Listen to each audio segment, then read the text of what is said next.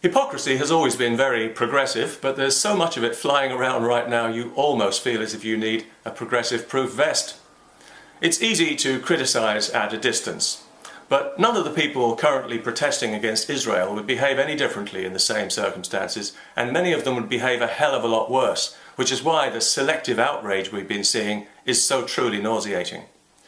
Where were all you progressive humanitarians when Assad was butchering thousands in Syria, or Bashir in Sudan? Where were the angry mass demonstrations for those people, or for the victims of the butchery in Nigeria, or for the thousands murdered in Iraq just recently, lined up face down in ditches by the hundred and executed in cold blood? Where were you people then? A few hashtags on Twitter and then tumbleweed. But the Jews of Israel finally respond to being constantly attacked by Islamic terrorists, and the world goes insane. People fill the streets and start talking about war crimes, when we all know that Hamas commit genuine war crimes every single day, and nobody gives a damn. Progressive journalists focus exclusively on children tragically killed because Hamas are using them as human shields, blaming Israel, of course. But if these fearless truth seekers were really concerned about the children of Gaza, they would also tell us that Hamas's terror tunnels were built using child labour and that hundreds died. Progressives love to tell us that Palestine must be free when they know full well that the thugs of Hamas are not fighting for freedom, they're fighting against it. Anyone in Gaza who dares to protest against the destruction that Hamas is bringing down on their heads is executed, as more than 30 people have already been during this conflict. That's how free they are. The only part of the Middle East where anyone is free is Israel, the only civilized country in the region where Jews and Arabs are free to go about their business and to worship any way they choose. Both can and do serve in the army, in parliament, and in the Supreme Court, because Israel is a free country with equal rights for everyone. The rest of the region is dominated by Arab Muslim culture, a deeply negative, racist and misogynistic culture that's anything but free.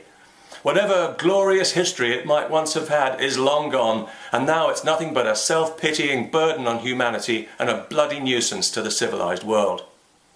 Jews are a tiny percentage of the Middle Eastern population, and they have a tiny sliver of land that they would have been perfectly happy with if they hadn't been repeatedly attacked by several Arab armies at once, openly committed to genocide. And I do mean actual genocide as opposed to the fantasy genocide, like the fantasy apartheid that you progressive BDS hypocrites love to prattle about.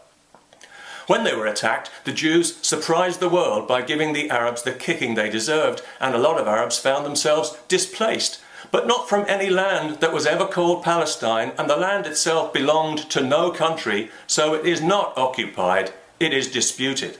Furthermore, most of the Arabs who left the West Bank were not driven from their homes at all. They left of their own accord when they were promised by the invading Arab armies that they could return safely when all their Jewish neighbours had been killed. Well, it didn't quite work out that way, of course, and now their descendants are still living in refugee camps in Arab countries in a state of genuine enforced apartheid, where they're not allowed to integrate, to work, to receive medical treatment, because the Arabs, who could quite easily alleviate their suffering, prefer instead to exploit it as a permanent political weapon. As we've seen in Gaza with the use of human shields, they care so little about their own people that they are literally disposable.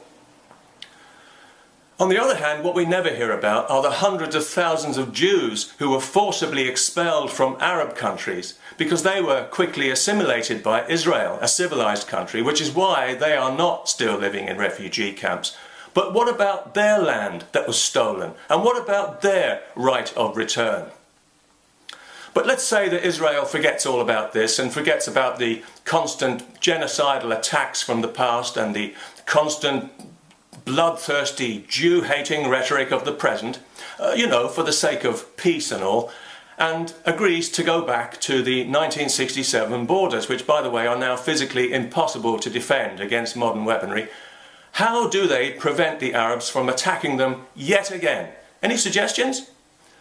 Take them at their word when they say they won't. Well, that would be very progressive, suicidally so in fact, and everyone knows it. Yet it seems to me that this is precisely what so many progressive people actually want to see. They want to see the Jews of Israel agree to a position where it's impossible to defend themselves and trust the Arabs to let them live in peace. Anyone who seriously believes that that is a realistic scenario is so deluded they should be on medication. Arab Muslims have never let anyone live in peace, and they're not about to start with Jews, as they have repeatedly made clear to anyone who will listen, which doesn't appear to include anyone in the resolutely biased Western media who carefully misinform the progressive consensus to keep it ignorant and rabidly anti-Israel. Consequently, progressive opinion will never be happy until Israel surrenders and allows its people to be murdered for peace. Open the borders and give free access to terrorist fighters and suicide bombers. After all, they have human rights too.